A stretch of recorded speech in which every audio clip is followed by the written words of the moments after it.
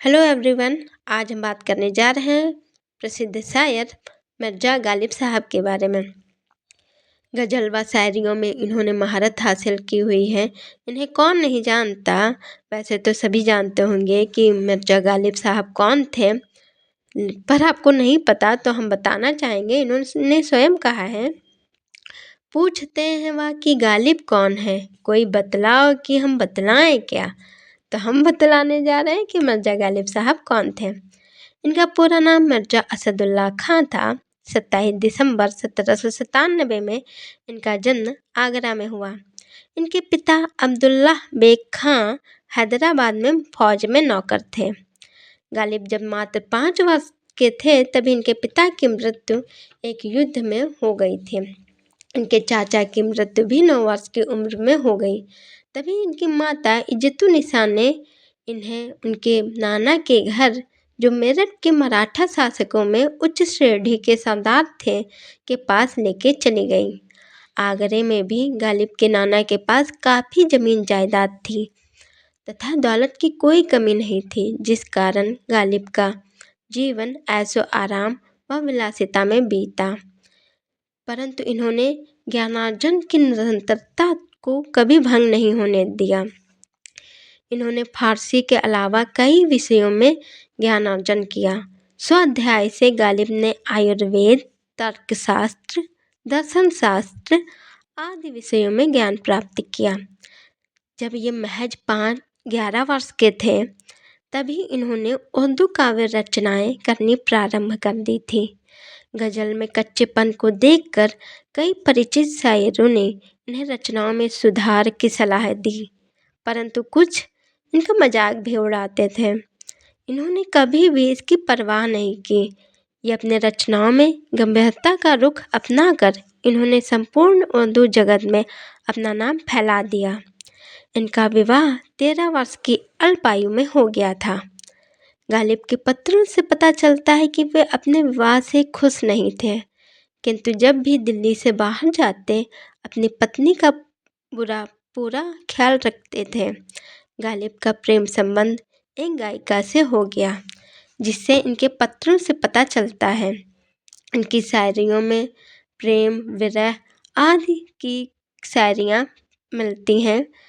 इनका यह संबंध का अंत इनकी प्रेमिका की मौत से हुआ था। गालिब साहब की 7 संतानें हुई। इन 7 संतानों की ही मृत्यु कुछ ही महीनों में हो गई थी, जिससे इनके रचनाओं में दुख देखने को मिलता है। कहते हैं कि गालिब हमेशा कर्जों में डूबे रहे। इनका कोई मकान नहीं था, ये किराए पर रहते थे। मकान की तरह ही इन्होंने सारा जीवन लिखने पढ़ने के बावजूद एक पुस्तक नहीं खरीदी। वह सदा किराए पर किताबें मंगवाते और पढ़कर लौटा देते थे। तथा गालिब बहादुर शाह जफर द्वितीय के दरबार में थे तथा मुगल सल्तनत का इतिहास लिखने का जिम्मा इन्हें सौंपा गया था। बहादुर शाह जफर ने इन्हें दबीर उल मुल्क और नज्म उद्दौला का खिताब दिया था। गालिब का स्वभाव ईरानी था। उनका धर्म इस्लामी था। शिक्षा, दीक्षा और संस्कार हिंदुस्तानी थे तथा उनकी भाषा उर्दू थी। 30-32 की उम्र में ही उन्होंने संपूर्ण भारत पे धूम मचा दी। गालिब नृत्य, संगीत, मदिरा, सौंदर्यपासन आदि में लगे रहते थे, परंतु इनके जुए की लत ने इनको कारावास के भी दर्शन करवाए। कहा जाता है कि गालिब पे जुर्माना लगा था, परंतु इनके प्रसिद्ध शेर कर्ज की पीते हैं हम कहा था, जिसे सुनकर जज ने जुर्माना लिए बिना ही रिहा कर दिया। गालिब ने सदा स्वयं को पापी और धर्म विरुद्ध आचरण करने वाला कहा, किंतु खुदा, रसूल और इस्लाम में इनकी अटूट आस्था रही। उपेक्षा तथा अपमान ने ही गालिब को आत्मगौरव और आत्मविश्वास की मंजिलों को छूने का भी मार्ग दिखाया।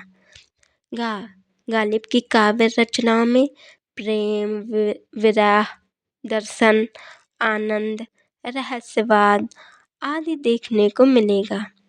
1857 की क्रांति के समय गालिब ने फारसी दैनिकी दस्तंबू लिखनी आरंभ की, जिसमें उन्होंने 1857 के विद्रोह की घटनाओं, अपने अनुभवों और विद्रोह के बाद की स्थितियों का विस्तारपूर्वक वर्णन किया।